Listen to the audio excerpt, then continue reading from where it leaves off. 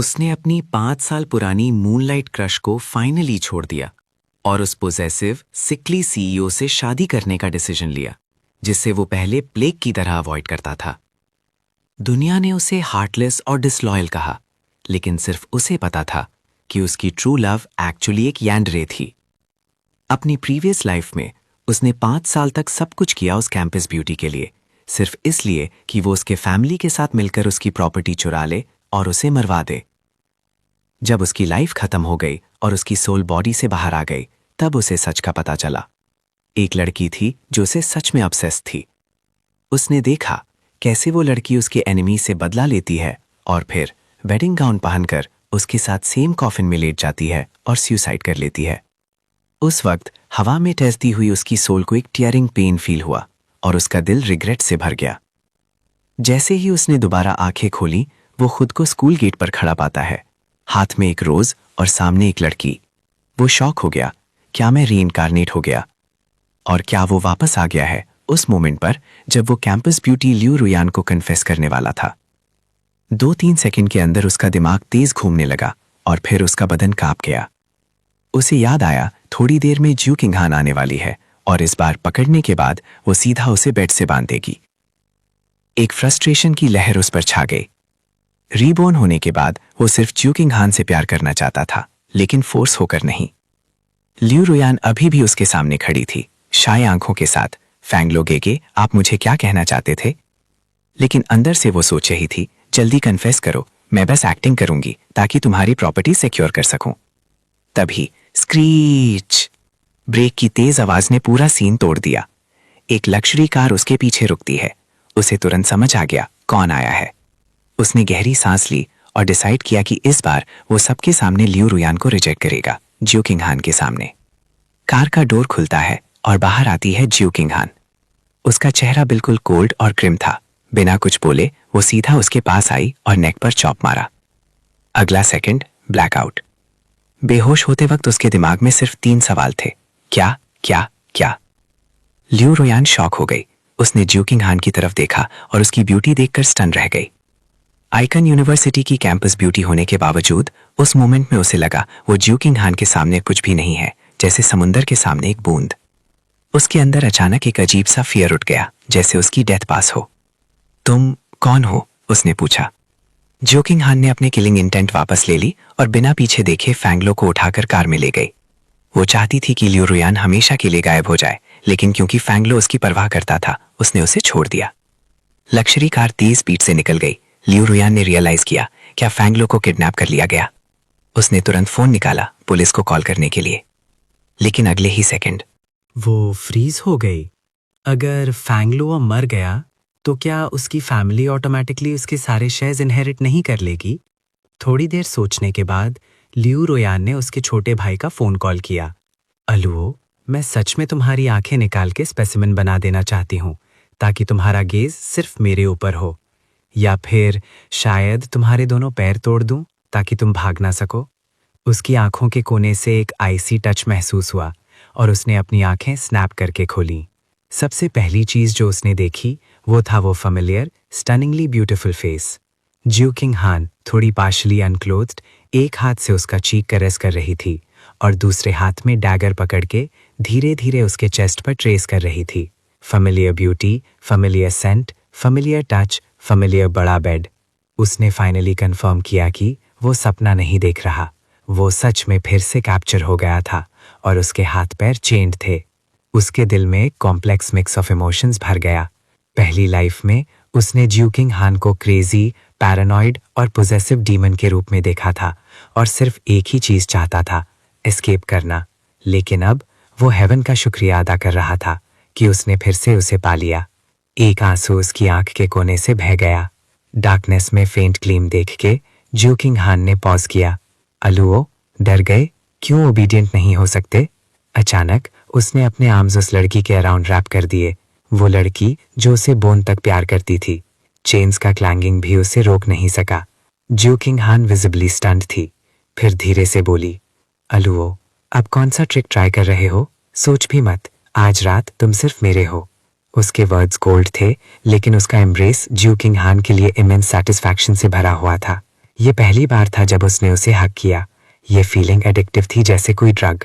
मैं हमेशा सिर्फ तुम्हारे ही रहूंगा, उसने फियर्सली नॉट करके कहा। ज्यूकिंग हान के ब्राउ थोड़ा फरो हुआ। एस्केप के लिए वो एक्टिवली उसे हक करके ऐसे इनसिंसियर वर्ड्स भी बोल रहा था। क्या उसने नहीं कहा था कि सिर्फ टचिंग से ही उसे सिक फील होता है? ज्यूकिंग हान ने बिटरली स्माइल किया, लेकिन एक्सपोज नहीं किया। Since that's the case, prove it to me. उसने धीरे धीरे उसके पास लीन किया। Okay, I will. उसके वर्ड्स खत्म होने से पहले उसने एक फेमिलियर डोमिनेंट टच महसूस किया। वो जानता था ये ज्यूकिंग हान का टेस्ट था।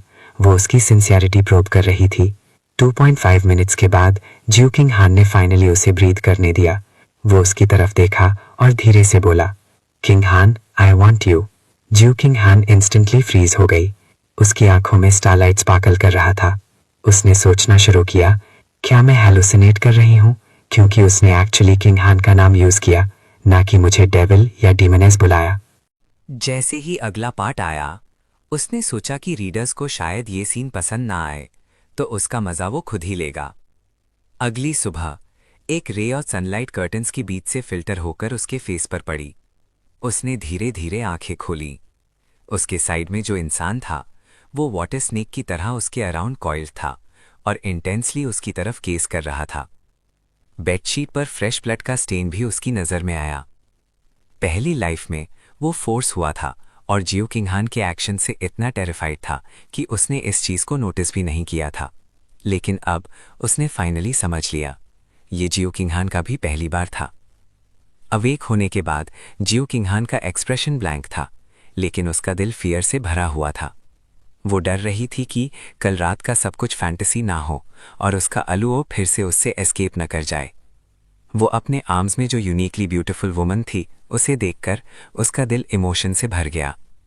वो जानता था ये लड़की beautiful, ruthless, venomous, pathologically possessive और थोड़ी मिनाइकल डीमन है, लेकिन वो उसे बोन तक प्यार करती है। क्यों नहीं बोल रहे हो? वो उसे ब्लैंक स्टेयर करता देख के जियो किंगहान ने थोड़ा फ्राउन किया। वो वापस अपने सेंसेस में आया। उसके आर्म्स की सॉफ्टनेस ने याद दिलाया कि सब कुछ अब भी पॉसिबल है। इस बार वो अपनी पूरी लाइफ का प्यार उस लड़की के लिए कॉम्पेंसेट करेगा जो उसके सामने है। किंगहान? जियो किंगहान को नहीं पता था कि उसके बाद क्या बोलने वाला है। वो डर रही थी कि शायद वो ऐसे वर्ड्स बोल दे जो उसे डिस्पेयर करवा दें, इसीलिए उसने सिंपली उसका माउथ सील कर दिया। लेकिन उसके एक्टिव रिस्पॉन्स से जियो किंगहान और भी फ्रांटिक हो गई। थोड़ी देर बाद वो अलग हो गए। अगर कल रात तुमने मुझे झूठ बोला, मैं तुम्हारी टंग कट कर दूंगी। वो शडर हुआ, जानते हुए कि जियो किंगहान ये लूनेटिक कुछ भी कर सकती है। तो उसने जल्दी से बोला, don't worry, I will only belong to you from now on. Jiyo Kinghan अपने करंट स्टेट से बहुत सेटिस्फाइड थी। इवन अगर ये झूठ भी था, वो उसके लिए स्वीट नेक्टर जैसा टेस्ट कर रहा था। तो कल तुम लियो रुयान को क्या कहने वाले थे? उसने क्वेश्चन पर पॉज किया, फिर थोड़ी देर साइलेंस रहा। कल उसे लियो रुयान को कन्फेस करना था। उसने कितनी बार कन्फेस किया ये नहीं पता, लेकिन उसे पता था कि इस कन्फेशन के बाद जियो किंगहान और भी फ्रेंजीड और डोमिनेटिंग हो गई। लेकिन जियो किंगहान सिर्फ उसे चाहती थी। क्या उसे अपना आप उसके हवाले कर देना चाहिए? किंगहान, कल मैं लियो रुयान के पास गया था, सिर्फ हमारे बीच एक लाइन ड्रॉ करने के लिए। मैं एक्चुअली उसे बिल्कुल भी पसंद नहीं करता। वो सिंसियरली जियो किंगहान की तरफ देखा। जियो किंगहान ने पाउट किया। क्या तुम सोचते हो मैं ऐसे जुवेनाइल छूट पे बिलीव कर जाऊंगी? ओके, मैं एडमिट करती हूं कि पहले मैं ब्लाइंड थी लियो रुयान को लाइक करने में, लेकिन अब मैं क्लियरली देख चुकी हूं, तुम ही हो जिसे मैं अपनी पूरी लाइफ में चाहती हूं। जियो किंगहान लग रहा था कि उसके छोटे से ट्रिक को देख चुकी है। सोचते हो मैं तुम्हें छोड़ दूंगी अगर तुम ये बोल दो? अगर तुम दोबारा लियो रुयान के पास गए, मुझे कोई प्रॉब्लम नहीं। Making her into a specimen और प्लेसिंग हर हियर, ताकि वो देख सके कैसे मैं हर रात तुम्हें पजेस करता हूं। वो क्लियरली जानता था कि Jiyo Kinghan is capable of this. After all, Leo Rian का फेट प्रीवियस लाइफ में और भी वर्स था, लेकिन वो भी जानता था कि उसने जियो किंगहान को बहुत डीपली हर्ट किया था। थैंकफुली वो रीबॉर्न हो गया था। इस लाइफ टाइम में वो प्रूव करेगा कि क्या वो सच बोल रहा है या नहीं। इस थॉट के साथ उसने एक्टिवली फिर से जियो किंगहान को हक किया। जियो किंगहान ने उसकी कांस्टेंट इनिशिएटिव को थरली एंजॉय किया। अलो, मुझे किंगहान बुलाओ, किस मी। 2.5 आवर्स बाद उसको लगा कि उसका बॉडी फिर से कंप्लीटली ड्रेन हो गया है। थोड़ी देर बाद वो डीप स्लीप में चला गया। फिर वो नून में फिर से उठा। जियो किंगहान अब उसके पास नहीं थी। Good thing school term start नहीं हुआ, वरना मैं डेफिनेटली लेट होता, उसने हेल्पलेसली मटर किया। फिर उसकी नज़र बेडसाइड टेबल पर एक स्मॉल बॉटल ऑफ ऑइंटमेंट पर गई। वो स्माइल कर दिया, जानते हुए कि ये एक highly effective scar removal cream है। प्रीवियस लाइफ में भी उसने इसे बहुत यूज़ किया था। वो बाथरूम गया और अपने बॉडी पर अप्लाई किया। विजिबल स्क्रैच मार्क्स ने याद दिलाया कि उसके साइड वाली लड़की कितनी क्रेजी थी, लेकिन प्रीवियस लाइफ के कंपैरिजन में ये ऑलरेडी गुड था। वो सिर्फ अपना मार्क उस पर छोड़ना चाहती थी। क्या गलती है इसमें? वो मुझे चाहती है तो मैं उसे क्यों ना दूं? ज्यादा देर नहीं हुई, उसने विला के बेडरूम का डोर पुश किया। वहां बटलर फूशू, जो बाहर वेट कर रहा था, क्विकली ग्रीट किया। यंग मास्टर फेंग, लंच करेंगे अब? उसका फूशू पर अच्छा इंप्रेशन था। प्रीवियस लाइफ में फूशू ही था जो उसे सबसे ज्यादा एडवाइस देता था। जियो किंगहान कहाँ है? मैडम कंपनी गई हुई है यंग मास्टर, फूशू ने स्माइल के साथ रिप्लाई किया। उसने नोट किया और छोटी डाइनिंग टेबल पर बैठ गया। उसे याद आया, प्रीवियस लाइफ में मील्स के टाइम वो हमेशा जियो किंगहान से जितना दूर हो सके बैठता था। इसके लिए जियो किंगहान ने luxurious large dining table replace करके ये स्मॉल वन लगा दिया था। लेकिन फिर भी वो हमेशा ऑपोजिट साइड पर बैठता या फिर सिंपली खाना नहीं खाता। उस थॉट पर हेल्पलेसली हेड शेक किया और सर्वेंट्स ने मील सर्व करना स्टार्ट किया। लेकिन एक सूप जिसका स्मेल स्ट्रेंज था उसकी अटेंशन कैच कर गया। उसने फूशू को देखा और पूछा, ये क्या है? ये मैडम ने आपके लिए प्रिपेयर किया है यंग मास्टर, ची बूस्टिंग और एसेंस स्ट्रेंथनिंग सूप, फूशू ने नोइंग स्माइल के साथ कहा। उसे सरप्राइज हुआ था जब मैडम ने उसे ये टॉनिक उस मॉर्निंग प्रिपेयर करने को बोला था। I didn't expect it, young master Feng has finally blossomed. वो रिमार्क सुन के साइलेंट हो गया। एक ग्रोन मैन जैसे उसके लिए क्या वो कंसिडर्ड वीक था अपनी वाइफ से? Well, I guess I kind of am, उसने सोचा। But it's not my fault. कौन विथस्टैंड कर सकता है उस नाइटली टॉर्मेंट को? वो धीरे धीरे खाना खाने लगा, केयरफुली टॉनिक सूप को इग्नोर करते हुए। अचानक उसका फोन रिंग हुआ। उसने कॉलर आईडी देखा, डैड लिखा था। उसका फेस इंस्टेंटली डार्क हो गया। थोड़ी देर सोच के उसने फोन उठाया। फेंग तियानबा का एंग्री वॉइस इमीडिएटली रोर किया, यू लिटिल बास्टर्ड, कहाँ हो? मैंने सुना तुम्हें किडनैप किया गया है। तुम्हें पता है तुम्हारी मदर और ब्रदर कितने वरीड हैं? हमने एक दिन और एक रात वेट किया, लेकिन किडनैपर्स ने कॉल ही नहीं किया। तुम क्या प्लान कर रहे हो? उसे पता था कि ल्यू रुयान ने उन्हें इन्फॉर्म किया था। प्रीवियस लाइफ में जब उसने ये कॉल रिसीव किया, उसने फेंग तियानबा को बताया कि जियो खिलहान ने उसे किडनैप किया और अपनी ऑर्डील डिस्क्राइब की। लेकिन क्या पता था कि फेंग तियानबा ने कंफर्म करने के बाद कि ये जियो खिंगहान ही है, फिर फोन बिना कुछ बोले हैंड कर दिया, जैसे कुछ हुआ ही ना हो। उसने थोड़ा आंखें नैरो किया। क्या उन्होंने पहले से ही प्लान कर लिया था कि मैं मर जाऊं? Old fool, don't you dare talk to your old man like that again. Old fool, your old man. Feng Tianba visibly stunned हो गया, जैसे बिलीव ही ना कर रहा हो कि ये वर्ड्स उसके बेटे से आए हैं। फेंग यान निवा के पास जल्दी से विस्पर किया, डैड, शायद गेट सच में किडनैप हुआ है और आपको इन्वॉल्व ना करने के लिए ऐसे प्रिटेंड कर रहा है। किडनैपर शायद उसके पास ही हो। फेंग तियानबा को सडनली रियलाइजेशन हुआ, हाँ मस्ट बी, वरना मेरा यूजुअली टिमिड बेटा इतना डिसरिस्पेक्टफुल क्यों होता। थोड़ा टच्ड होकर उसने कहा, श्याओलो, डैड बस बहुत वरीड था। ऑल्दो डैड अभी आपको सेव नहीं कर सकता, लेकिन आप अपने कैप्टर से पूछ सकते हो कि कोई डिमांड्स हैं क्या। एज लॉन्ग एज मैं फुलफिल कर सकता हूँ, डैड डेफिनेटली करेगा। बस किडनैपर से बोल दो तुम्हें पूरा कॉप्स छोड़ के जाए। उसके एंगर के साथ वो बर्स्ट इनटू लाफ्टर हुआ। Who said I was kidnapped? मैं बस अपनी वाइफ के साथ घर गया था। You are so gullible. तुम्हारा हेड तो बिल्कुल वाटरमेलन जैसे है, covered in mould, full of spoiled nasty water. तुम बिल्कुल फूल हो। ओल्ड बीस्ट जैसे फादर होने के लिए मैं तो ट्रूली एनलाइटेंड हो गया। फेंग तियानबा इंस्टेंटली बैलिस्टिक हो गया। यू लिटिल बास्टर्ड, क्या बोला? मैं तुम्हारा फादर हूँ, कैसे डेयर करते हो ऐसे बात करने के? जांगनान और जांगबे में जाके पूछो कौन रियल फादर है। कॉन्स्टेंटली मुझे लिटिल बास्टर्ड बुला रहे हो। क्या तुमने माउथ में सपोजिटरी स्टिक कर रखा है? बस तुम्हें शिट बोलना आता है ना? तुम्हारा नाम भी रॉक जैसे डम है। तुम्हें फेंग तियानबा नहीं बुलाना चाहिए, तुम्हें बुलाना चाहिए फेंग वांगबा, बास्टर्ड टटे। अपनी एंगर वेंट करने के बाद उसने तुरंत फोन हैंग अप कर दिया और फैंग फैमिली के सारे नंबर्स एक ही बार में ब्लॉक कर दिए। फैंग फैमिली, बस वेट करो। फैंग तियानबा, कुछ ही दिनों में मैं तुम्हें बता दूंगा कौन रियल फादर है। फूशू के प्यूपल्स शॉक में कॉन्ट्रैक्ट हो गए वो कभी सोच भी नहीं सकता था कि उसका यंग मास्टर फैंग फैमिली के साथ इतना बड़ा फॉल आउट करेगा। और यंग मास्टर ने क्या कहा? Went home with his wife. Fushu almost tears of joy में आ गया और तुरंत टॉनिक सूप का एक और बोल उसके लिए पोर कर दिया।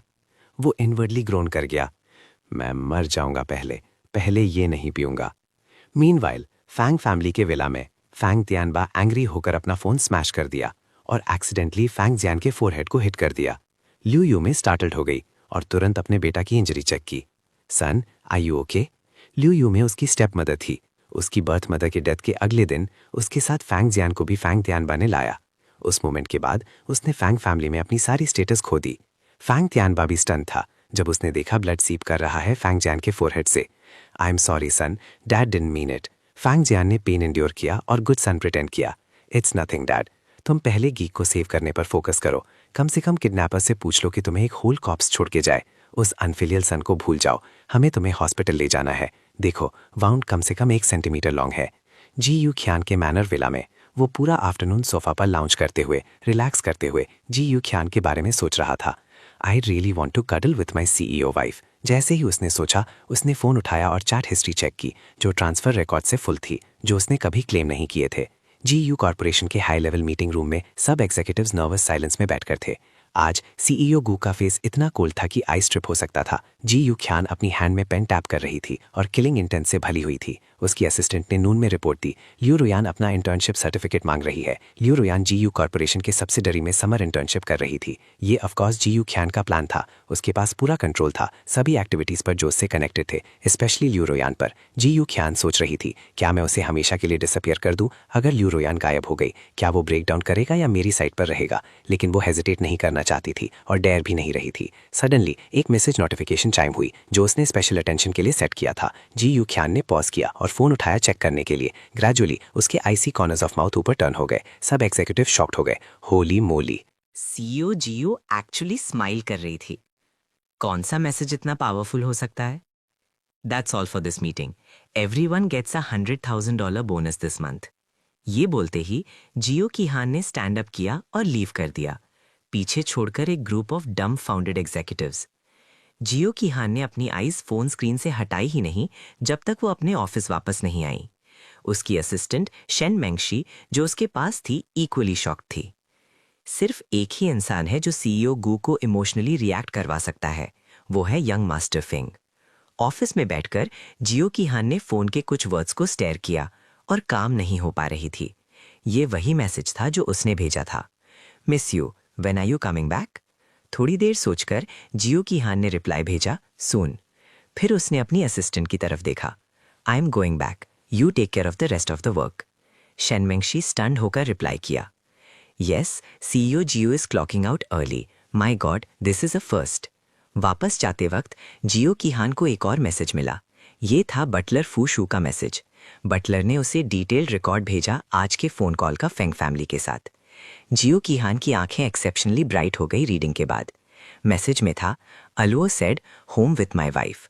मैना विला में ये मैसेज रिसीव करते ही वो तुरंत किचन की तरफ वॉक कर गया। वो डिनर बनाने जा रहा था जियो कीहान के लिए।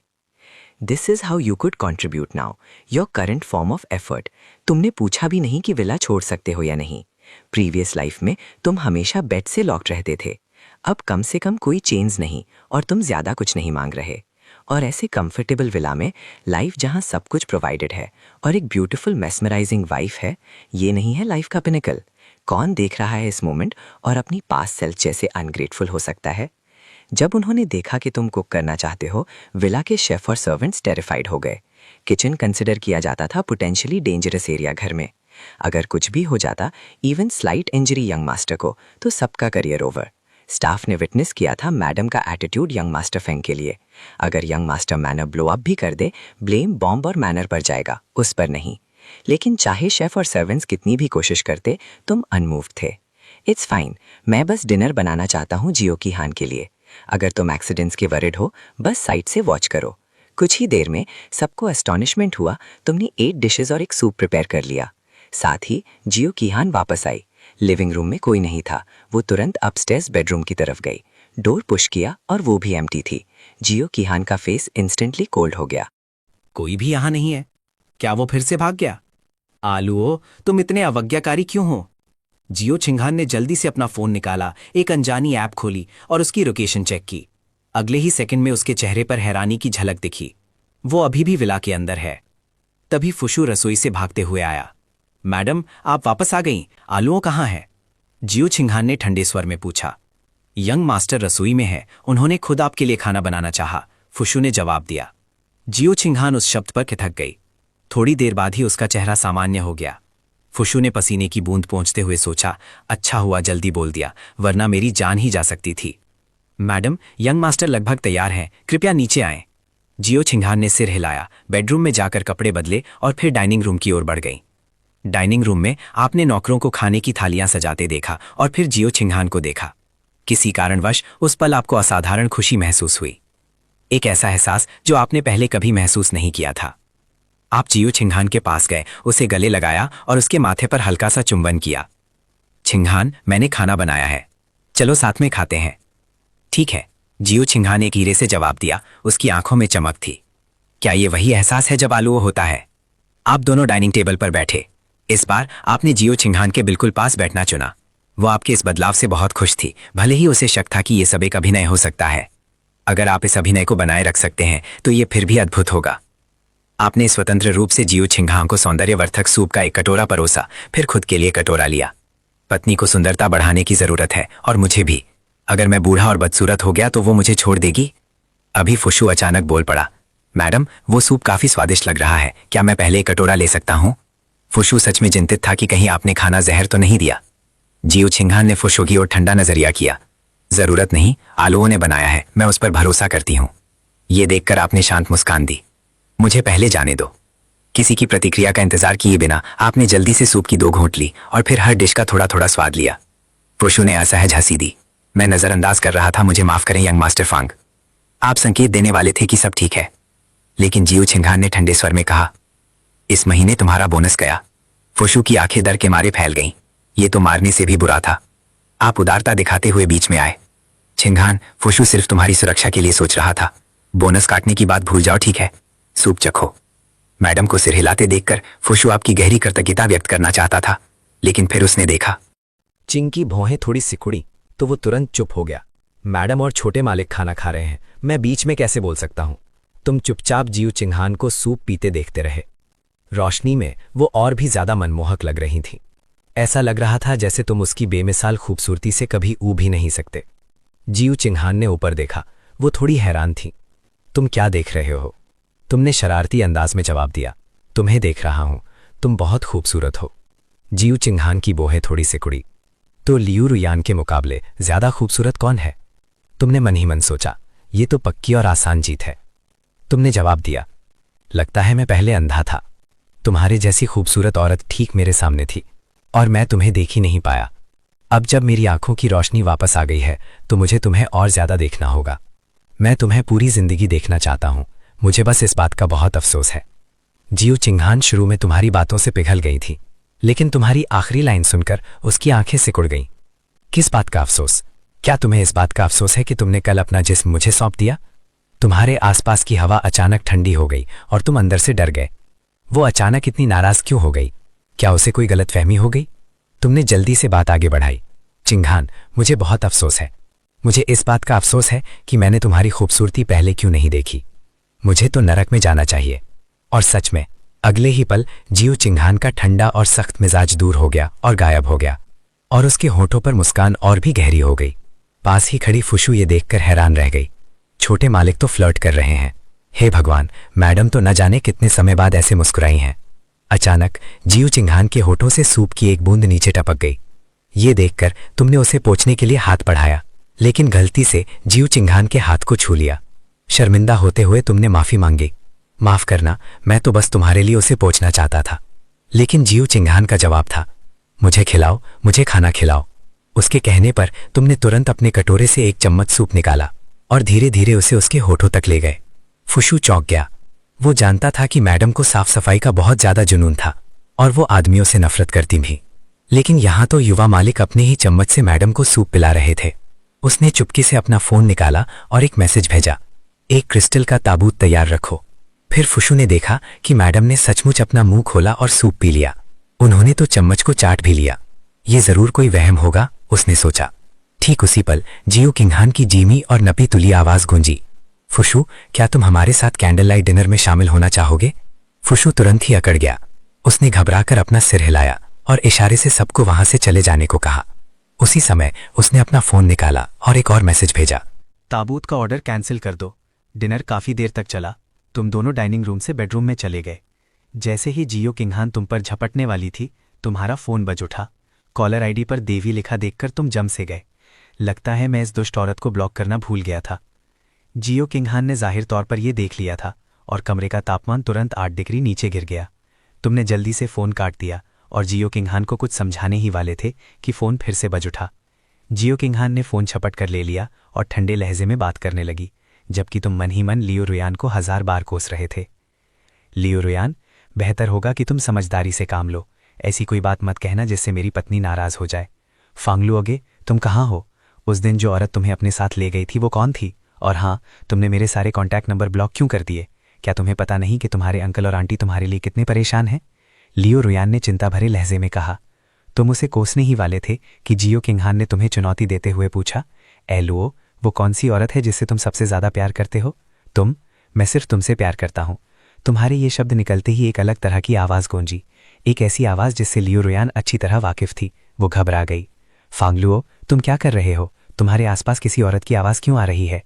जियो किंगहान को खुद से दूर धकेलते हुए एक ऐसा काम जिससे वो लगभग भड़क ही उठी थी। तुमने फोन पर चिल्लाते हुए कहा, मैं अपनी पत्नी के साथ हूं। अपनी जिंदगी में कुछ ढंग का काम करो या फिर जाकर मर जाओ। तुमने फोन काट दिया और तुरंत ही जियो किंगहान ने तुम्हें फिर से अपनी बाहों में भर लिया। यहां 1000 शब्दों की कहानी छिपी थी। काफी देर बाद तुम पूरी तरह थक चुके थे और बोले, किंगहान, हमें थोड़ा संयम बरतना होगा, वरना मुझे सच में डर है कि मैं तुम्हारे बिस्तर पर ही अपनी जान गंवा बैठूंगा। पिछले जन्म में जियो किंगहान हमेशा ही पहल करती थी। तुम्हें हैरानी हुई कि इस जन्म में भी हालात बिल्कुल वैसे ही थे। साफ तौर पर मर्द तो मैं हूं। फिर भी तुम मन ही मन सोच रहे थे, मुझ में ऐसी क्या खास बात है? जियो किंगहान ने खास तौर पर मुझे ही क्यों चुना? ए लुओ, मुझे इतना डर लग रहा है कि तुम कल मुझे छोड़कर चले जाओगे। तो भले ही तुम मुझसे झूठ बोल रहे हो, क्या तुम झूठ बोलना जारी रख सकते हो? उसका दिल दुख से भर गया। भले ही जियो किंगहान को लगा कि तुम झूठ बोल रहे हो, फिर भी वो इसे स्वीकार करने को तैयार थी। ये किस तरह का गहरा प्यार है? किंगहान, तुम मानो या ना मानो, मैं हमेशा तुम्हारे साथ रहूंगा और तुम्हें संजो कर रखूंगा। हम हमेशा ऐसे ही साथ रहेंगे। मुझ पर भरोसा करो, ठीक है? जियो किंगहान की आंखें चमक उठीं, लेकिन उसने बड़ी मुश्किल से अपने आंसू रोके। उसे सबसे मजबूत जियो किंगहान अन्ना था, तभी वो अपने एलुओ की रक्षा कर सकती थी। कमरा धीरे धीरे फिर से एक अजीब फिर भी रोमांटिक माहौल से भर गया। मैं कसम खाता हूं, एक इंसान सचमुच पूरी तरह से थककर चूर हो सकता है। सुबह उठने पर तुमने देखा कि जियो किंगहान फिर से जा चुकी थी। क्या इस छोटी लड़की को कभी सोने की जरूरत नहीं पड़ती? नाश्ते के बाद तुम उस वॉक इन क्लोजेट में गए जिसमें तुम पहले कभी नहीं गए थे। शानदार कपड़ों से भरी अलमारियों को देखकर तुम्हारी आंखें चौंधिया गईं। पहले तुम्हें जियो किंगहान से कुछ भी नहीं चाहिए था। अब हालात अलग थे। ये आरामदायक जिंदगी तो जरूरी थी। 2.5 मिनट बाद आपने शीशे में खुद को देखा और बिना कहे नहीं रह पाए, क्या जबरदस्त लग रहा हूं। मेरी खूबसूरती का मुकाबला शायद सिर्फ आप पाठक ही कर सकते हैं। फिर आपने एक पल सोचा और जियो किंगहान को एक मैसेज भेजा।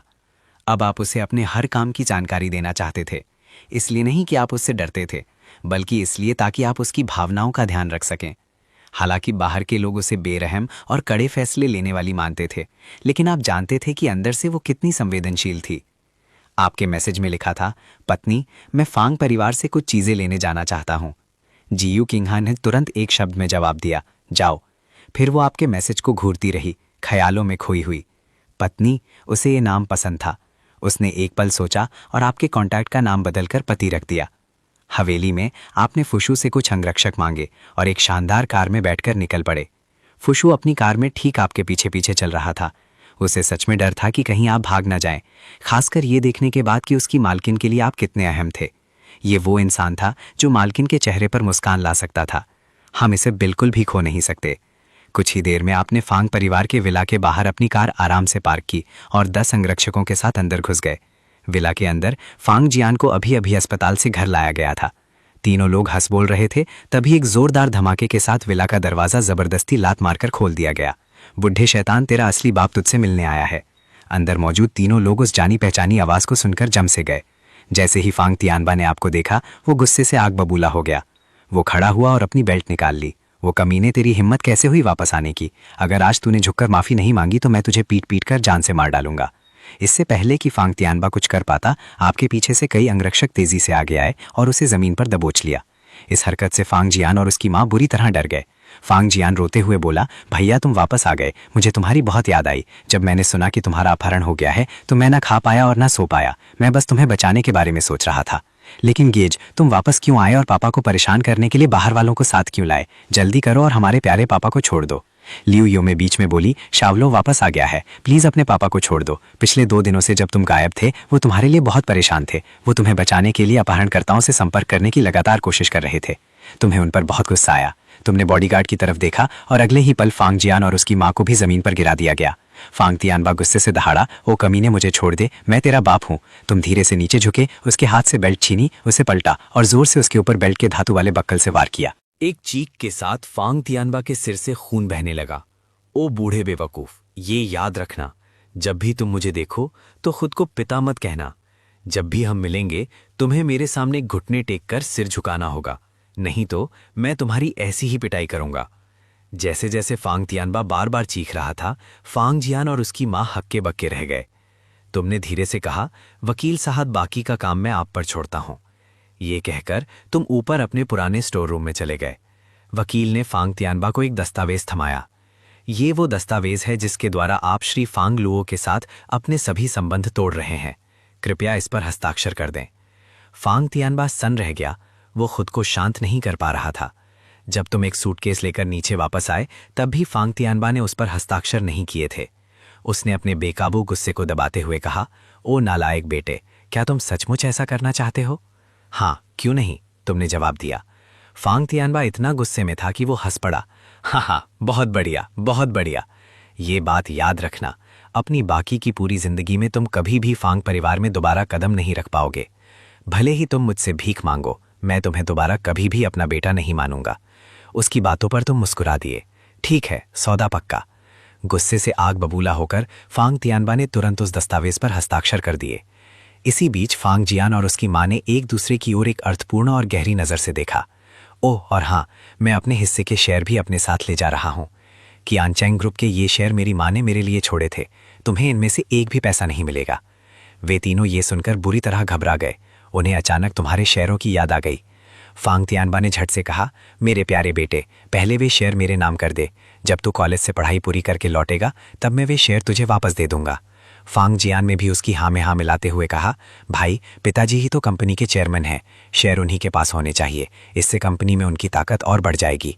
लियू यूमेई ने तो माँ होने का नाटक करते हुए तुमसे कहा कि तुम एक आज्ञाकारी बेटे की तरह फांग तियानबा के नाम वे शेयर ट्रांसफर कर दो। तुम्हें लगभग उल्टी ही आ गई। आखिर मैंने पहले ये बात क्यों नहीं समझी कि ये परिवार कितना घिनौना है। तुमने फांग तियानबा की तरफ देखा और अपने हाथ में पकड़े हुए रिश्ते तोड़ने वाले दस्तावेज को हिलाया। तुम्हारा बेटा कौन है? हम तो बस अजनबी हैं। तुमने मेरी बेइज्जती की है और मुझे बहुत गुस्सा आ रहा है। अपनी हिफाजत के तौर पर मुझे तुम्हें पीट कर अपना गुस्सा निकालना होगा। मुक्कों और लातों की एक बौछार के बाद वकील ज़ुकाई ने तुम्हें धीरे से याद दिलाया, उसे थोड़ा जिंदा रहने दो, उसे मार मत डालो। इस मोड़ पर फांग तियानबा गिड़गिड़ाने लगा, जियालुओ, प्लीज उनसे रुकने को कहो, डैड से गलती हो गई, डैड को और मत मारो।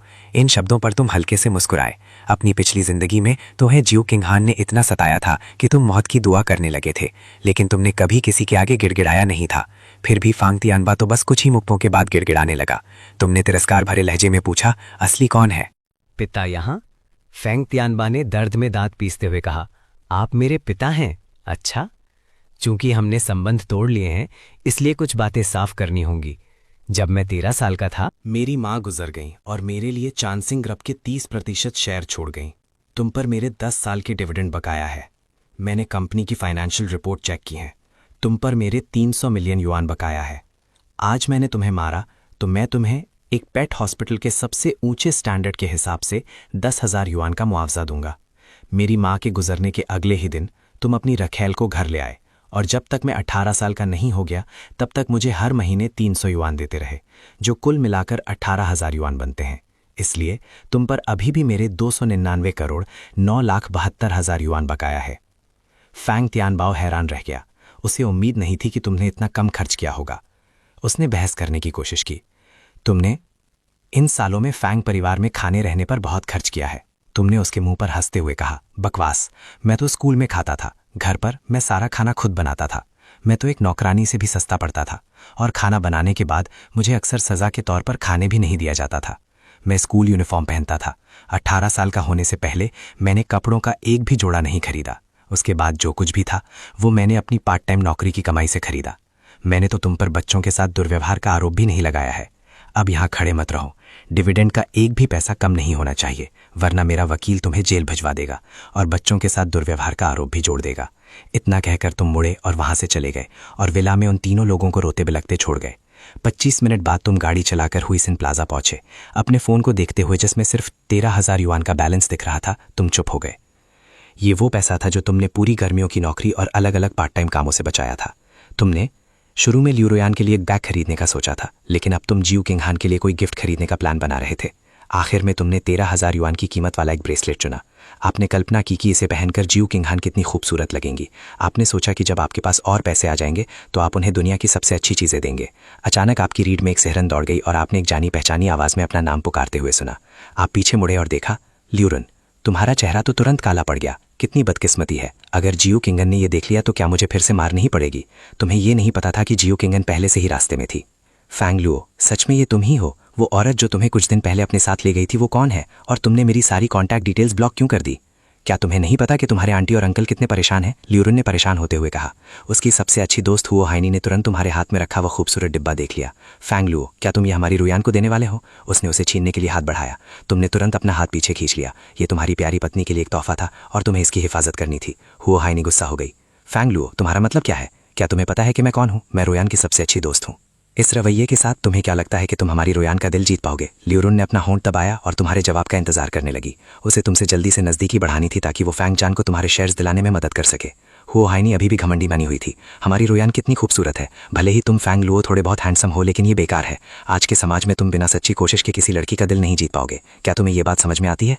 अब अगर तुम रोयान के लिए एक बैग और मेरे लिए भी एक बैग खरीदने को तैयार हो तो मैं रोयान को मना लूंगी कि वो तुम्हें अपने करीब आने का एक मौका दे। ये सुनकर तुम उसे 2 जोरदार थप्पड़ मारने ही वाले थे कि ल्यूरन आगे बढ़ी और हल्के से तुम्हारी आस्तीन का कोना खींच लिया। फैंग लुओ की के, मैंने सिर्फ इसलिए पूछा क्योंकि मुझे तुम्हारी बहुत परवाह है। भले ही वो औरत तुम्हें पसंद करती हो और भले ही तुम्हारे बीच कुछ हुआ हो, मुझे यकीन है कि तुम्हें मजबूर किया गया था। क्या हम वैसे ही हो सकते हैं जैसे पहले थे? ये सारा नज़ारा वहां पहुंच रही जियो किंगहान ने देखा, जिसकी आंखें तुम्हारी तरफ ऐसे गड़ी थी जैसे खंजर हों। लेकिन उसे हैरानी हुई जब तुम तेजी से एक तरफ हट गए, लियू रुयान का हाथ झटकते हुए, और कहा, लियू रुयान, तुम्हारे दिमाग में भूसा भरा है। मुझे अपने साथ मत घसीटो, दफा हो जाओ। लियू रुयान जमसी गई। उसकी सहेली हुओ हाइनी भी गुस्से से लाल हो गई। फैंग लुओ, तुम खुद को समझते क्या हो? रुयान इतनी खूबसूरत है और उसने तुम्हें माफ भी कर दिया। तुम ना सिर्फ एहसान फरामोश हो बल्कि उसे गालियां भी दे रहे हो। ये सुनकर तुम जोर से हंस पड़े। खूबसूरत? मेरी पत्नी उससे कहीं ज्यादा खूबसूरत है। उसके पास रूप है, पैसा है और वो मेरा बहुत ख्याल रखती है। मैं उससे सबसे ज्यादा प्यार करता हूँ। तुम्हें इतना आत्मविश्वास आता कहाँ से है? लियू रुयान को यकीन नहीं हो रहा था कि ये शब्द तुम्हारे मुंह से निकले थे। वो अपने पुराने नरम दिल और समझदार फैंग लुओ गेगे के लिए तरस गई। अगर वो औरत जिसका तुमने जिक्र किया तुम्हारी पत्नी है तो मैं कौन हूँ? और वो सारा वक्त जो तुमने मेरे पीछे भागते हुए बिताया वो क्या था? तुमने ताना मारते हुए जवाब दिया। तुम कौन हो? ताश के पत्तों में तुम जोकर हो। सर्कस में तुम सबसे ज्यादा व्यस्त रहने वाले हो। गौथम सिटी में तुम सबसे ज्यादा पागल हो। तुम मैकडॉनल्ड्स के बाहर पहरा देने वाले हो। तुम बैटमैन के सबसे बड़े ग्राहक हो और जोकर के संगठन के मुख्य स्तंभ हो। फूजू जो वहां पहुंच चुका था उसने भी एक और करारा वार किया। सारे जोकरों का जोकर। लियू रुयान और हुओ हाइनी के चेहरे तुरंत घृणा से सिकुड़ गए। इस बीच जियो किंगहान जो थोड़ी दूरी से ये सब देख रही थी, उसने देखा कि उसकी आंखों में जो जानलेवा गुस्सा था वो पल भर में गायब हो गया। वो वहीं खड़ी रही, चुपचाप सब देखती रही। लियू रुयान गुस्से से तिलमिला उठी। फैंग लुओ, तुम्हारी हिम्मत कैसे हुई मुझे जोकर कहने की? तुमने उसका मजाक उड़ाया। असल में तुम काफी खूबसूरत हो। मेरी पत्नी तुम्हें बंदी बना सकती है। तुम्हें एक बोतल में बंद करके म्यांमार भेज सकती है ताकि तुम एक खूबसूरती बन सको। तुमने गॉन गर्ल देखी है ना? वैसी ही खूबसूरती। तुम्हारी बातें सुनकर जियो किंगहान के होठों पर हल्की सी मुस्कान आ गई। वो साफ तौर पर खुश थी।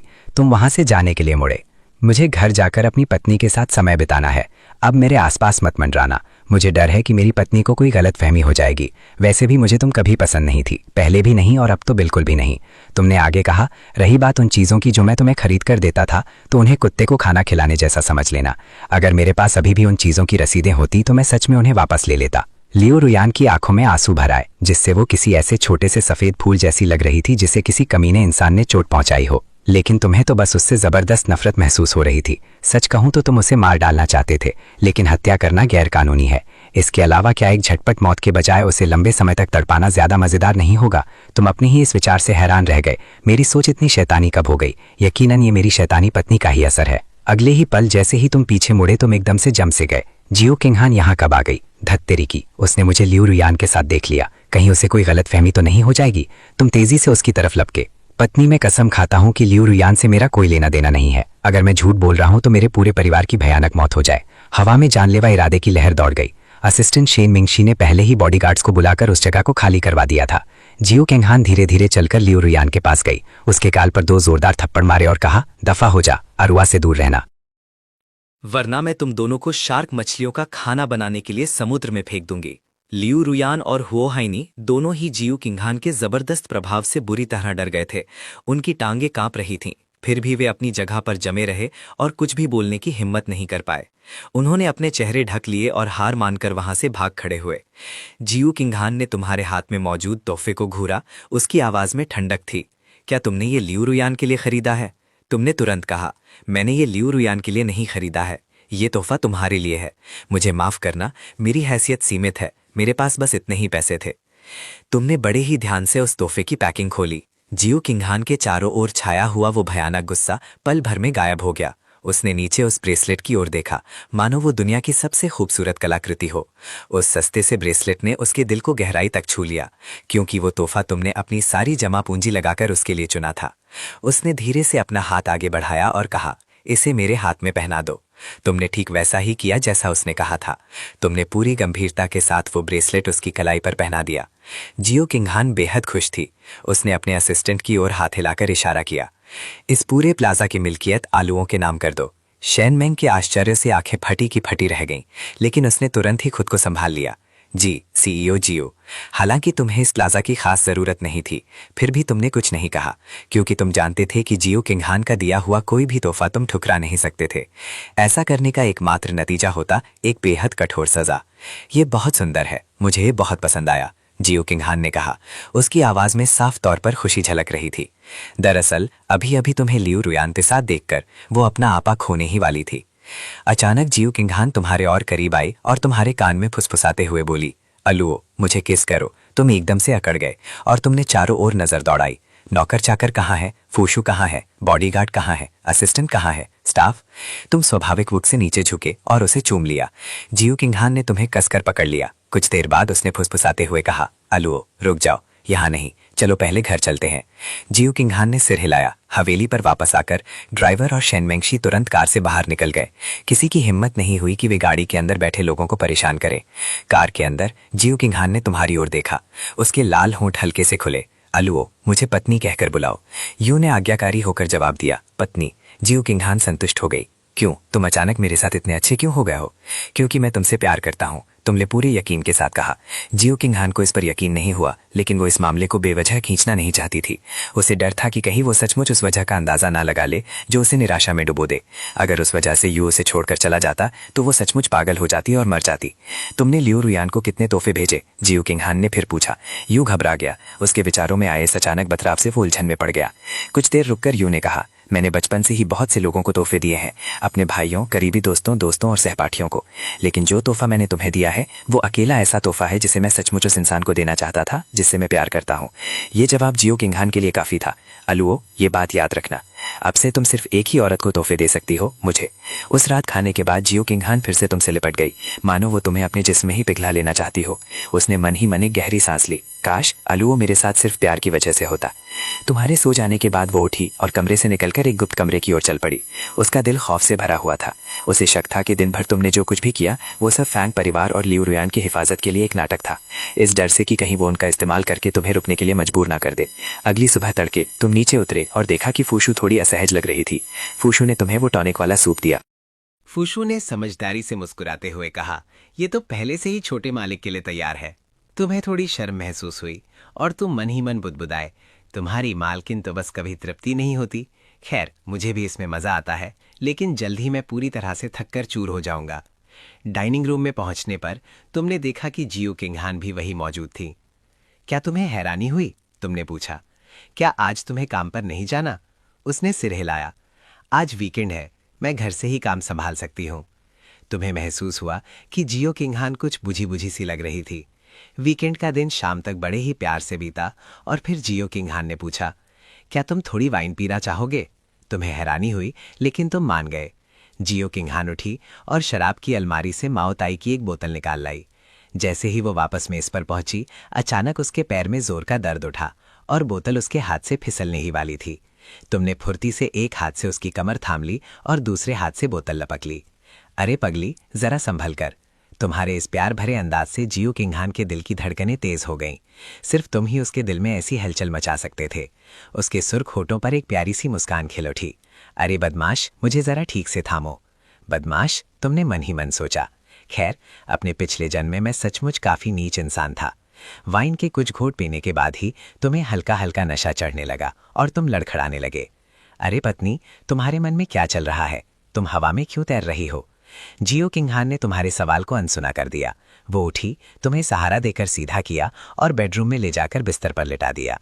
तुम नशे की खुमारी में बुदबुदाए, अरे पत्नी, अब मुझसे और नहीं हो पाएगा। तुमने तो मेरी सारी जान ही चूस ली है। भला कोई शरीफ आदमी ये सब कैसे झेल सकता है? अचानक जियो किंगहान ने पूछा, सुनो, क्या तुम्हें अब भी लियो रुयान पसंद है? ये सुनते ही तुम झटके से उठ बैठे। हालांकि तुम्हारी आंखें अब भी नशे में धुंधलाई हुई थीं। लियो रुयान, क्या वो कोई इंसान है या फिर कोई भूत? तुम कौन हो? क्या तुम ही लियो रुयान हो? जियो किंगहान के चेहरे पर अचानक ही एक अजीब सी ठंडक और सख्ती छा गई। उसने लियो हुयान की नकल करने के लिए अपनी आवाज ऊंची कर ली। ये मैं हूँ, फैंग लुओगेगे। क्या तुम अब मुझसे प्यार नहीं करते? तुम पीछे हट गए, जैसे तुमने किसी गंदगी को छू लिया हो। मुझे मत छूना, मुझे गंदा होने से डर लगता है। मेरी प्यारी किंगहान अब मुझे पसंद नहीं करती। तुम रुक गए। फिर तुम जोर से बोल पड़े, प्यारी किंगहान मेरी पत्नी है, वो मेरी मालकिन है, वो मेरी सब कुछ है। वो इंसान है जिससे मैं सबसे ज्यादा प्यार करता हूँ। वो इंसान है जो इस दुनिया में मुझसे सबसे ज्यादा प्यार करती है। जियो किंगहान हक्का बक्का रह गई। उसे यकीन नहीं हो रहा था कि तुमने ये शब्द कहे थे। अगर तुम सच में उससे इतना प्यार करते थे तो तुमने पहले कभी ये क्यों नहीं दिखाया? तुमने हमेशा उसके प्रति सिर्फ नफरत और डर ही क्यों दिखाया? जियो किंगहान ने अपनी आंखें से कोड़ ली। क्या वो बिल्कुल भी नशे में नहीं है, या ये 7 हिस्से नशा एक आंसू वाला नाटक है? उसने तुम्हारी परीक्षा ली। अलुओ, ये रुयान है। क्या तुम सच में मुझसे प्यार नहीं करते? तुम्हारे बजाय मैं किसी कुत्ते से प्यार करना पसंद करूंगा, तुमने कहा और फिर बिस्तर पर गिर पड़े। चाहे थकान की वजह से हो या सचमुच नशे की वजह से, तुम्हें अपना पिछला जीवन दिखाई देने लगा। तुम्हें वो औरत दिखाई दी जो तुम्हारे लिए पागल हो गई थी। उसने एक बार कहा था, अलुओ, मैंने तुम्हें पकड़ लिया है, मैं तुमसे शादी करने जा रही हूँ, मुझसे शादी कर लो। तुम मेरी बात क्यों नहीं मानते? तुम मुझसे शादी क्यों नहीं करते? अगर तुम मेरे साथ नहीं रहना चाहते तो चलो हम दोनों मिलकर जहन्नुम में चलते हैं। अलुओ, थोड़ा और आज्ञाकारी बनो, तुम्हें तकलीफ नहीं होगी। अगर तुमने फिर से भागने की कोशिश की तो मैं तुम्हें मार डालूंगी। मैं तुम्हारा दिल निकालकर अपने शरीर में डाल लूंगी। अलुओ, प्लीज मुझे छोड़कर मत जाना, ठीक है? तुम ही तो मेरे सब कुछ हो। आखिरी दृश्य में तुम दोनों एक क्रिस्टल के ताबूत में थे, सुंदर और शांत। पता चला कि शहर की अनगिनत रोशनियों के बीच सचमुच एक राह दिखाने वाली रोशनी मौजूद थी। ये तुम्हारी कब्र थी और साथ ही तुम्हारा घर भी। तुम एक बार फिर सिरदर्द और फटने को तैयार मूत्राशय के साथ जागे। हल्की चांदनी में तुम्हें लगा जैसे तुमने कोई सुंदर मनमोहक आकृति देखी है जो अपने शरीर पर कुछ लगा रही थी। जब तुमने हल्की सी कराह भरी तो जियो किंगहान के हाथ रुक गए। चाहे तुम्हारी बातें सच्ची थीं या झूठी, एक दिखावा थी या महज एक नाटक, उन्होंने सचमुच उसकी भावनाओं को बहुत हद तक शांत कर दिया था। वरना शायद वो बार बार उस गुप्त कमरे में चली जाती, वो कमरा जहां उसे शांति पाने के लिए खुद को चोट पहुंचानी पड़ती थी। जियो किंगहान ने बड़े ही ध्यान से उसके सभी जख्मों पर दवा लगाई, एक भी जगह नहीं छोड़ी। वो जानती थी कि कोई भी निशान उसकी अलुओं को दुखी कर देगा। वो नहीं चाहती थी कि तुम्हें इस बारे में पता चले, और ना ही वो तुम्हें अपने जख्म दिखाना चाहती थी। वो खुद का वही रूप बनाए रखने की कोशिश करती थी जिससे तुम प्यार करते थे। अगली सुबह तड़के तुम एकदम तरोताज़ा और ऊर्जा से भरे हुए जागे। जियो किंगहान अभी भी कंपनी नहीं गई थी। उसने काम निपटाने के लिए हवेली में ही रुकने का फैसला किया। वो तुम्हारे साथ हमेशा यहीं रहना चाहती थी, लेकिन वो जानती थी कि ऐसा मुमकिन नहीं है। उसे तुम्हारे साथ बिताए हर पल को संजोकर रखना था। उसे इस बात का एहसास था कि अगर उसने आगे बढ़ना छोड़ दिया तो न जाने कितने लोग उसकी लाश को रौंदकर आगे निकल जाएंगे। अगर ऐसा होता तो तुम्हारा भी बुरा हाल होता, इसीलिए उसे बेरहम बनना ही पड़ा।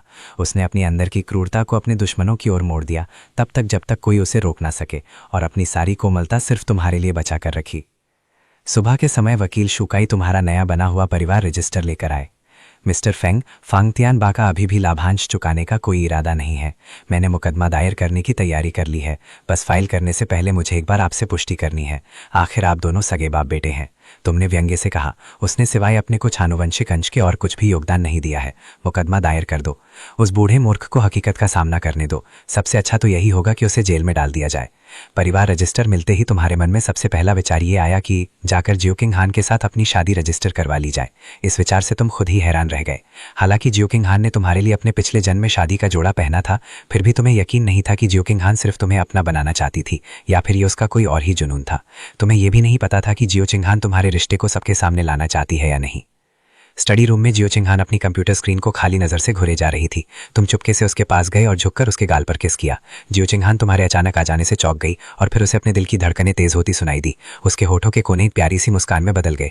वो तुम्हारी तरफ मुड़ी और तुम्हें एक जोरदार फ्रेंच किस दिया। काफी देर बाद तुम दोनों अलग हुए। तुम्हारा चेहरा शर्म से लाल हो गया था और तुम हकलाने लगे।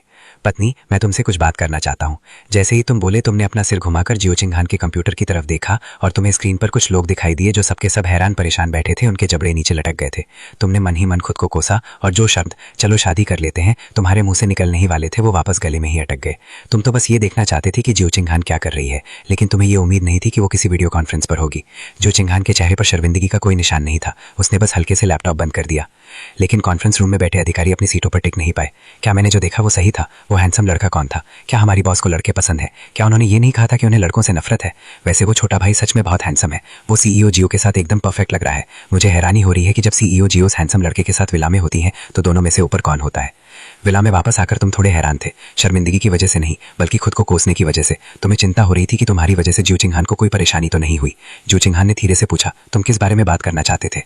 अब तुम्हारे पास शादी के रजिस्ट्रेशन के बारे में बात करने की हिम्मत या सूझबूझ नहीं बची थी। तुम हकलाते हुए बोले, वो सब मेरी वजह से तुम्हें कोई परेशानी तो नहीं हुई है ना? जियो चिंगहान को तुम्हारा यह घबराया हुआ अंदाज मजेदार लगा। उसने अपना सिर हिलाया। नहीं, मुझे कोई परेशानी नहीं हुई। किस बात पर राजी? तुमने सोचा? क्या उससे किसी तरह पता चल गया कि मुझे घर का रजिस्टर मिल गया है और मैं उससे शादी करना चाहता हूँ? ये तो बहुत ही चमत्कारिक बात है। मैं इस बात पर राजी हूं कि तुम हवेली में आज़ादी से आ जा सकते हो, लेकिन इस शर्त पर कि तुम भागकर नहीं जाओगे। तुम्हें हर समय मुझे रिपोर्ट करना होगा, हर रात मेरे साथ घर आना होगा और तुम बिल्कुल भी लियू रुयान से मिलने नहीं जा सकते। अगर तुमने ये बातें नहीं मानी तो मैं लियू रुयान और तुम्हारे परिवार को पकड़कर उन्हें तड़पाऊंगी। तुम्हें लगा कि ये एक अच्छा सौदा है, इसलिए तुमने जल्दी से कहा, चिंगहान, असल में मैं उस बारे में बात नहीं करने वाला था। मेरा मतलब था कि मुझे हाउस होल्ड रजिस्टर, परिवार का रिकॉर्ड मिल गया है। मैं तुम्हारे साथ जाकर अपनी शादी रजिस्टर करवाना चाहता हूँ। जियो चिंगहान एक पल के लिए हैरान रह गई। फिर उसने तुम्हारा कॉलर पकड़ा और तुम्हें बाहर खींच लिया। 2.5 घंटे बाद तुम्हारे हाथ में एक लाल रंग का मैरिज सर्टिफिकेट था और तुम्हें सब कुछ थोड़ा सा अवास्तविक लग रहा था। किंगहान, क्या मैं तुम्हें एक शादी और एक अंगूठी देने का कर्जदार हूँ? कोई ज़रूरत नहीं है। जब तक तुम मेरे साथ हो बस इतना ही काफ़ी है। जियो चिंगहान ने शांति से जवाब किया। जब मैं पैसे कमा लूंगा तो मैं तुम्हें सबसे खूबसूरत अंगूठी ज़रूर खरीद कर दूंगा, तुमने जिद करते हुए कहा। जियो चिंगहान ने अपना सिर हिला दिया। मेरा सब कुछ तुम्हारा है। मैंने तुम्हें जो ब्लैक कार्ड दिया है उसकी लिमिट 10 अरब युवान है। अगर वो काफ़ी ना हो तो बस मुझे बता देना। मेरा सारा पैसा तुम्हारा है। तुम मुझसे अपनी पसंद की कोई भी अंगूठी खरीद सकते हो। कितना? हैरानी के मारे तुम्हारा दिल जोर से धड़क उठा। तुम्हें पता था कि वो कार्ड बिला के ड्रेसिंग रूम की अलमारी में रखा है, जहां और भी कई दस्तावेज रखे थे, लग्जरी कारें, जमीन जायदाद के कागजात, सोने की ईंटें और बैंक कार्ड। लेकिन तुमने उस कार्ड का इस्तेमाल कभी नहीं किया था। मेरी पत्नी अमीर है, खूबसूरत है और मुझ पर पैसे खर्च करने को भी तैयार है। मुझे इतनी अच्छी पत्नी और कहाँ मिल सकती है? पिछली जिंदगी में जरूर किसी ने मुझे जहर दे दिया होगा, तभी मैं ये देख नहीं पाया कि वो कितनी अच्छी है। मैं सचमुच एक बेवकूफ़ था। कुछ देर सोचने के बाद तुमने धीरे से कहा, चिंगहान, मैं फिर भी वो अंगूठी खरीदने के लिए खुद ही पैसे कमाना चाहता हूँ। जियो चिंगहान के चेहरे पर अचानक आई सख्ती को भांपते हुए तुमने आगे बढ़कर उसके चेहरे को अपने हाथों में थाम लिया। जियो चिंगहान, मेरी तरफ देखो, मैं तुम्हारा पति हूँ। इस परिवार में सिर्फ एक ही इंसान सब कुछ नहीं दे सकता, मुझे भी पैसे कमाने होंगे। अगर ये सब सिर्फ मेरे अपने लिए होता तो मैं तुम्हारा खुशी खुशी अपनी पत्नी के पैसे खर्च कर रहा हूँ, लेकिन तुम्हारे लिए कोई तोहफा मैं अपने कमाए हुए पैसों से ही खरीदना चाहता हूँ। ये शब्द सुनकर जियो चिंगहान के चेहरे के हाव भाव नरम पड़ गए। समझ गई, अब से तुम्हें मेरा पूरा नाम लेकर पुकारने की इजाजत नहीं है। तो फिर मैं तुम्हें क्या कहकर पुकारूं? पत्नी, पिंगहान, हेनहान, प्यारी सी बच्ची, जो तुम्हें अच्छा लगे, जियो चिंगहान ने कहा। उसके चेहरे पर हल्की सी शर्मिंदगी झलक रही थी। हालांकि उसके चेहरे के हाव भाव पूरी तरह से खुशी भरे थे। अगले दिन जियो चिंगहान की इजाज़त लेकर तुम बुगाटी चलाकर एकोन यूनिवर्सिटी पहुंचे। पूरी रात सोच विचार करने के बाद तुमने अपनी पिछली जिंदगी की यादों का फायदा उठाकर एक लाइव स्ट्रीमिंग कंपनी शुरू करने और भविष्य में होने वाली कुछ घटनाओं की पहले से ही जानकारी जुटाने का फैसला किया। सबसे पहले तुम्हें अपने अच्छे दोस्त काइकुन से मिलने के लिए वापस कॉलेज जाना था। तुम्हारी पिछली जिंदगी में तुम्हारी मौत के बाद सिर्फ इसी दोस्त ने, जिसके साथ तुम पले बढ़े थे, तुम्हारी कब्र की देखभाल की थी। बाद में उसके परिवार पर मुसीबतों का पहाड़ टूट पड़ा और एक बेरहम औरत ने उसे बहुत दुख पहुंचाया, जिसकी वजह से वो गहरे सदमे में डूब गया। इस जिंदगी में तुमने ये पक्का करने की ठान ली थी कि वो खूब तरक्की करे। आधे घंटे बाद एकोन यूनिवर्सिटी के एक हॉस्टल के कमरे में काइकुन तुम्हें हैरानी भरी नजरों से देख रहा था। क्या फैंगलुआ, तुम एक कंपनी शुरू कर रहे हो और तुम चाहते हो कि मैं उसका मैनेजर बनूं? भाई, ये तुम कैसी बेतुकी बातें कर रहे हो? तुम्हारी हालत तो मुझसे और फैंग परिवार से भी ज्यादा खराब थी। कंपनी शुरू करने के लिए तुम्हारे पास पैसे कहाँ से आए? मेरी एक पत्नी है। मेरी पत्नी एक अमीर और खूबसूरत शुगर मम्मी है जो मुझसे 3 साल बड़ी है। एक कहावत है ना, अगर कोई आदमी अपने से 3 साल बड़ी औरत से शादी करे तो उसे सोने की ईंट मिल जाती है, लेकिन मेरे मामले में ये सिर्फ सोने की ईंट नहीं बल्कि सोने का पूरा पहाड़ है। कुछ मिनटों तक समझाने बुझाने के बाद काइकुन को आखिरकार पूरी बात समझ में आ गई। अब तुम लियू रुई के पीछे पागल नहीं हो और तुम्हारी पत्नी भी अमीर है। उसने अपना सीना पीटा और जोर से पैर पटके। तुम्हें तो मर जाना चाहिए, ये तो मुझे मारने से भी ज्यादा बुरा है। कुछ देर बाद काइकुन शांत हो गया और उसके चेहरे पर सच्ची खुशी झलकने लगी। वो सचमुच तुम्हारे लिए खुश था। पहली वजह ये कि तुम लियो रुईयान से पीछा छुड़ा पाए थे और दूसरी ये कि तुम्हें अपना सच्चा प्यार मिल गया था। इसी बीच एकोन यूनिवर्सिटी की आउटडोर पार्किंग में एक कार के चारों ओर भीड़ जमा थी। वाह, एक बुगाटी वेरॉन! ये कार किसकी है? क्या हमारे स्कूल में इतने बड़े रईस भी पढ़ते हैं? अगर ये कार मेरी होती तो मैं खुशी खुशी एक आलीशान हवेली में रहता और 8 शादियां करता। अचानक भीड़ में से एक आवाज गूंजी, मुझे एक फोटो लेनी है, सब लोग जरा हट जाओ। रुकेन, जल्दी आओ और मेरे साथ एक फोटो खिंचवाओ। ये आवाज किसी और की नहीं बल्कि लियो रुईयान की सबसे अच्छी सहेली हुओ हाइनी की थी। जब हुओ हाइनी ने उसे इशारे से बुलाया तो लियो रुईयान बड़े ही नजाकत भरे लेकिन थोड़े शर्माते हुए कदमों से उसकी ओर बढ़ी। क्या ये ठीक रहेगा? कहीं ये गलत तो नहीं लगेगा? हुओ हाइनी ने उसे पकड़कर कार से टिका दिया। इसमें गलत क्या है? हम तो बस सोशल मीडिया पर डालने के लिए एक फोटो ले रहे हैं। आसपास खड़े छात्रों ने उन्हें प्यार से समझाया, वो लाखों करोड़ों की लग्जरी कार है, तुम्हें जरा संभल कर रहना चाहिए। बिल्कुल सही। अगर तुमने इस पर खरोंच लगा दी, भले ही तुम कैंपस की सबसे खूबसूरत लड़की क्यों ना हो, तुम्हारी कीमत इतनी नहीं होगी कि इसकी भरपाई कर सको। वो हाइनी ने तिरस्कार भरी नजर से देखा। तुम्हें किस बात का डर है? अगर कार का मालिक आ भी गया तो वो हमारी रोयान की खूबसूरती देखकर मोहित हो जाएगा। वैसे भी एक तस्वीर लेने में क्या बड़ी बात है? ये कहते हुए उसने लियो रुयान को खींचा और दोनों कार के बोनट पर झुककर कुछ प्यारी सेल्फियां लेने लगी। ठीक उसी पल तुम वहां वापस लौटे। तुमने तुरंत चिल्लाकर पूछा, तुम्हें तस्वीरें लेने की इजाजत किसने दी? तुम्हारी जानी पहचानी आवाज सुनकर लियो रुयान का हाथ काम गया और उसका फोन खनखनाता हुआ बोनट पर गिर पड़ा। धत तेरी की, ये उन तोहफों में से एक है जो जीयू किंगहान ने मुझे दिए थे और इस घटिया औरत के फोन से इस पर खरोंच लग गई। तुमने जल्दी से कार के बोनट की जांच की और सचमुच वहां चावल के दाने जितनी बड़ी एक खरोंच लगी हुई थी। लियो रुयान ने भी वो छोटी सी खरोंच देखी, लेकिन उसने उसे गंभीरता से नहीं लिया। इसके बजाय उसने देखा कि तुम और भी ज्यादा हैंडसम लगने लगे हो और उसके दिल में हल्की सी हलचल महसूस हुई। हुआ हाइनी को याद आया कि पिछली बार तुमने उनका कितना अपमान किया था, इसलिए वो गुस्से से आग बबूला हो गई। फैंगलो, तुम यहाँ क्या कर रहे हो और इस कार को हाथ मत लगाना। क्या तुम्हें पता है ये किस तरह की कार है? अगर तुमने इसे कोई नुकसान पहुंचाया तो क्या तुम इसकी भरपाई कर पाओगे? तुमने कार पर लगी खरोंच की ओर देखा और तुम्हारा दिल दर्द से भर गया। बोनट पर पड़े फोन की ओर इशारा करते हुए तुमने पूछा, ये फोन किसका है? लियो रुयान ने तभी आवाज में जवाब दिया, ये मेरा है। तो फिर ठीक है, नुकसान की भरपाई करो। तुम्हारी बात सुनकर वे दोनों औरतें हक्की बक्की रह गईं। अगले ही पल हुआ हाइनी जोर से हंसी। फैंगलो, क्या तुम किसी वहम में जी रहे हो? क्या तुम्हें पता है ये किस तरह की कार है? तुम सीधे फीधे ये क्यों नहीं कह देते कि तुम कोई अमीर सीईओ हो? मैंने ये तो नहीं कहा कि मेरी पत्नी सीईओ है। तुमने मन ही मन बुदबुदाया। तुमने अब और समय बर्बाद नहीं किया। तुमने कार की चाबी निकाली और बटन दबा दिया। बुगाटी वेरॉन ने तुरंत प्रतिक्रिया दी। ये नजारा देखकर वहां मौजूद हर कोई पूरी तरह से हैरान रह गया। अरे बाप रे, ये कार तो सीनियर फैंग की है। उन्हें हमेशा ढेर सारी स्कॉलरशिप्स मिलती रही हैं। उनके ग्रेड हमेशा बेहतरीन रहे हैं और वो गाने, नाचने और रैप करने में भी माहिर है। वो कैंपस का सबसे चहेता लड़का है और वो अमीर भी है। अगर सीनियर फैंग मेरा बॉयफ्रेंड बन जाए तो मैं उसकी गर्लफ्रेंड बनने को तैयार हूँ, भले ही वो सिर्फ मेरे पैर को छूना चाहे या मेरे साथ फ्लर्ट करना चाहे या मुझसे शादी ही क्यों ना करना चाहे। काइकुन, जो तुम्हारे पीछे पीछे आया था, वो भी हैरान रह गया। धत तेरी की, करोड़ों रुपए! फैंग की अमीर बीवी तो सचमुच बहुत ज्यादा अमीर है। अब तो मुझे मार ही डालो, ये तो हद से ज्यादा हो गया। फिर वो तुम्हारे पास आया। हैरान परेशान लियो रुयान और हुआ हाइनी को देखते हुए उसने कहा, फैंग जी, ज्यादा ही मत करो। उन्होंने तो बस एक छोटी सी खरोंची लगाई है। पुरानी जान पहचान के नाते बस उनसे 10 लाख या उसके आसपास कुछ पैसे ले लो और बात यही खत्म कर दो। हुआ हैनी का तो तुरंत ही पारा चढ़ गया। तुम पागल हो फैंग लो, अपनी किस्मत को ज्यादा मत आजमाओ। अभी के अभी कार की चाबियां मेरे हवाले करो और हमारी रुयान को ये कार चलाने दो। अगर तुम ऐसा करोगे तो मैं रुयान को मनाऊंगी कि वो तुम्हें अपने करीब आने का एक मौका दे। लियो रुयान घबराहट में शर्माने का नाटक करने लगी और तुम्हारे जवाब का इंतजार करने लगी। तुम दोनों तो एकदम बेवकूफ हो। अगर तुम पैसे नहीं देना चाहते तो मैं पुलिस को बुला रही हूँ। तुमने अपना फोन निकाला और पुलिस को डायल किया और फिर इंश्योरेंस कंपनी से संपर्क किया। ये देखकर कि तुम सचमुच गंभीर हो, हुआ हैनी ने तुरंत ही चिल्लाकर कहा, मैंने कार को कोई नुकसान नहीं पहुंचाया, ये तो लियो रुयान के फोन से हुआ है, जाओ उससे बात करो। वो मुड़ी और बिना पीछे मुड़े ही भाग खड़ी हुई। लियो रुयान हक्की बक्की रह गई। उसकी आंखों में अविश्वास छलका। उसने तुम्हारी तरफ देखा। फैंग लुगेट, मैंने ये जानबूझकर नहीं किया और मेरे पास तुम्हें देने के लिए पैसे भी नहीं है। तुम्हें अचानक से जी में चलाने जैसा महसूस हुआ। पैसे नहीं है तो जाओ खुद को बेच डालो या फिर जाकर अपने फैंग जियांगे जी से भीख मांगो। क्या तुम दोनों एक दूसरे के बहुत करीब नहीं हो? आखिरी 4 शब्द उसने जानबूझकर बहुत ही साफ साफ और जोर देकर कहे थे। लियो रुयान साफ तौर पर घबरा गई थी, मानो कोई ऐसा राज खुल गया हो जिसे कभी जुबान पर नहीं लाया जा सकता था। फैंग जियांग भी योगिर तो बस एक स्टूडेंट है, उसके पास इतने सारे पैसे कहां से आएंगे? कजिन? हाँ, वो तुम्हारा कजिन ही तुम है। तो फिर जब तुम पैसे नहीं दोगी तो पैसे कौन देगा? तुम अभी लियो रुयान का राज सबके सामने खोलने के लिए तैयार नहीं थे। आपने पहले मुख्य सबूत खोजने का प्लान बनाया और फिर लियो रुयान और उसके कजिन फैंग जियान को एक साथ उनके किए की सजा भुगतने देने का सोचा। आखिर में पुलिस और इंश्योरेंस कंपनी के दखल के बाद लियो रुयान के पास 1 मिलियन युआन का कर्जनामा लिखने के अलावा कोई चारा नहीं बचा। वहां से निकलते समय वो शिकायतों से भरी हुई थी। फैंग लो, मुझे अंदाजा भी नहीं था कि तुम इस तरह के इंसान हो। तुम इतने अमीर थे और तुमने ये बात मुझसे छिपा कर रखी। मैं तुमसे नफरत करती हूँ। दोपहर में तुमने और काइकुन ने अपनी कंपनी के लिए जगह फाइनल कर ली जो ठीक खुशी ग्रुप के हेडक्वार्टर के सामने थी और ऑफिस की जगह किराए पर ले ली। खर्चों के लिए तुमने उस ब्लैक कार्ड का इस्तेमाल किया जो जी यू किंग हान ने तुम्हें दिया था। सारे काम निपटाने के बाद तुम जल्दी की हवेली वापस लौटे और तुरंत उस इंसान को देखा जिसकी तुम्हें सबसे ज्यादा परवाह थी। जी यू किंग हान उतनी नरम दिल नहीं थी जितनी तुमने उम्मीद की थी। वो तुम्हें जान से मारने वाली नजर से घूर रही थी क्योंकि उसे पता चल गया था कि आज तुम फिर से लियो रुयान से मिले थे। हालांकि उसके माता ने उसे पूरी कहानी बता दी थी, फिर भी वो धीरे धीरे बोली, अलू, तुमने लियो रुयान से दोबारा मिलने की हिम्मत की, बहुत बढ़िया। तो इसीलिए लियो रुयान, तुम मर क्यों नहीं जाते? तुम मेरी पत्नी को गलत समझते रहते हो। तुम परेशान थे और समझाने ही वाले थे कि जीयू चिंगड़ ने तुम्हारे कंधे पर तब तक काटा जब तक कपड़े पर खून नहीं लग गया और फिर तुम्हें छोड़ दिया। एक छोटा सा सबक, अगर अगली बार हुआ तो मैं इतना नरम नहीं रहूंगा। तुम्हें रोने का मन हुआ, पत्नी, ये सच में मेरी गलती नहीं है, ये एक इत्तेफाक था।